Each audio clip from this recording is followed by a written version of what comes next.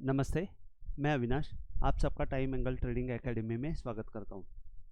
जैसे कि last video में मैंने कहा था कि जब तक 24,300 का लो टूटता नहीं है और उसके नीचे बंद नहीं होगा तब तक निफ्टी ऊपर की तरफ 24,850 और 25,350 के आसपास जा सकती है।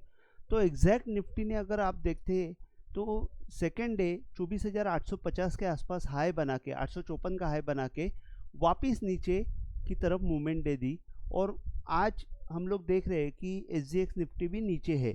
न्यूज़ के चलते, जैसे वीकेंड में सबको डर था कि न्यूज़ क्या होगी, तो उस हिसाब से अगर हम लोग देख रहे हैं तो SGX निफ्टी भी दिख रही है कि 24,300 के नीचे ही हमको खुलते हुए दिखेगी। तो मैं आपको सिर्फ इतना ही बोलूँगा कि 24,300 के नीचे अगर खुलती है और उसके नीचे अगर बंद हो जाती है तो हमको बड़ी गिरावट देखने को मिल सकती है।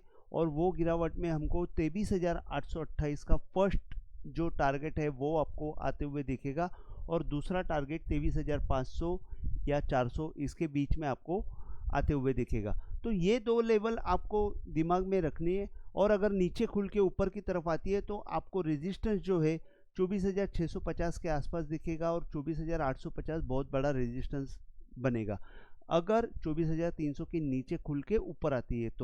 तो मैं आपको सिर्फ इतना ही बोलूँगा कि 24,300 के नीचे अगर खुलती है तो आपको थोड़ा सा सावधानी बरतनी है। बाय पोजीशन में, सेल पोजीशन में आपको काम करना है, बेटर रहेगा। सेल के पोजीशन में आप काम करेंगे, आपको 23,800 से लेके 500 तक का टारगेट मिल सकता है। 23,800 ये बहुत बड़ा लेवल है। उसकी वजह मैं आपको बता देता हूँ कि लास्ट टाइम जब 7 अप्रैल को लो हुआ था उस वक्त ये लो के नीचे लो बन के हाई क्रॉस हुआ था और यहाँ पे एक बाइट सिग्नल ट्रिगर हुआ था और वो ट्रिगर जो था 23,800 है और वो बायर अभी तक इंटैक्ट है। तो 23,800 के अंदर शायद एक बार निफ्टी आ सकती है। कहाँ तक आएगी वो एग्जैक्टली नहीं पता, लेकिन 23,800 के अंदर जब भी आएगी वहाँ पे एक सेलिंग का मौका, बाइंग का मौका अगर बनता है तो वहाँ पे बाय कर सकते हैं एक समय के लिए। वहाँ से आपको 24,800 तक की मूवमेंट मिल सकती है, ये मैं आपको दावे के साथ कह सकता हूँ। लेकिन 24,400 ये एक रेजिस्टेंस की जोन के जैसे काम करेगा। 23,800 के नीचे जाने के बाद 24,400 एक रेजिस्टेंस के जैसे काम करेगा। ज़्यादा से ज़्यादा 24,800 जा सकती है। तो 24,800 के ऊपर जब तक जाएगी नहीं तब तक बाय बनेगा नहीं। तो मैं आपको सिर्फ सिंपली इतना ही कह रहा हूँ कि सेल की तरफ रहिए, नीचे में आपको अच्छा बाइंग का मौका मिलेगा 23,800 के अंदर। तभी हम लोग आने वाले वीडियो में मैं आपको अलर्ट करूंगा और फिर बाइंग की पोजीशन हम लोग सोचेंगे। तब तक तो बाइंग के लिए मना मैं करूंगा। मेरे ख्याल से एस्ट्रोलॉजिकली अगर हम लोग देख रहे हैं तो 20 तारीख तक, जैसे मैंने बोला था कि 20 तारीख तक हमको निफ्टी में मंदी दिखेगी। 20 के आसपास कहीं पे बॉटम बनते हुए दिखेगा।